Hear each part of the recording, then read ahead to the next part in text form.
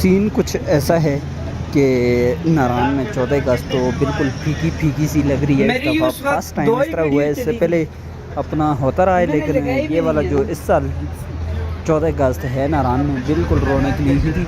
ये तकरीबन मैंने आपको 6:30 बजे का टाइम के क्लिप्स दिखा रहा हूँ, तो बिल्कुल ना होने के बराबर रौनक है।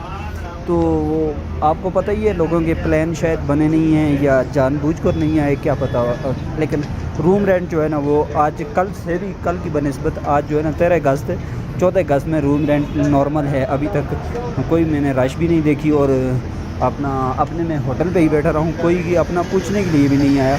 और रूम रेंट तकरीबन यही अंडर अबाउट 3000-4000 ही था। तो आप इससे अंदाज़ा लगा सकते हैं कि नारायण में कितनी कुछ।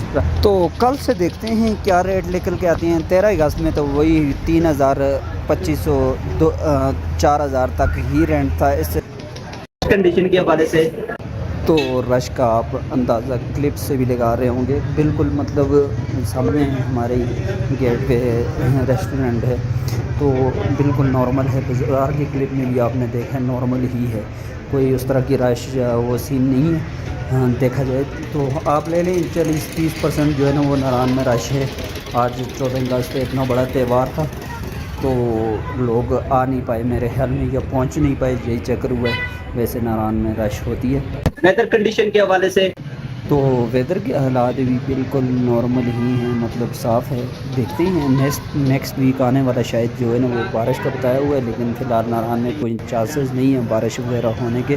तो वेदर जो है ना वो बिल्कुल। और अपना रोड अपडेट तो रोड तमाम तर ओपन हैं। बाबूसा टॉप, जीत से तनूर, लालाजार, इसी तरह जो है शोबरान, शारान, जो महानडी का ब्रिज था वो भी मुकम्मल ओपन है, कोई मसले वाली बात नहीं है।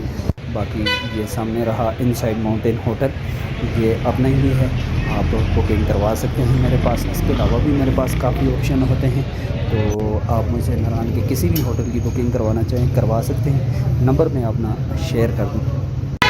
बाकी है कि इस नारायण को फॉलो कर ले। बहुत शुक्रिया। अल्लाह हाफ़िज़।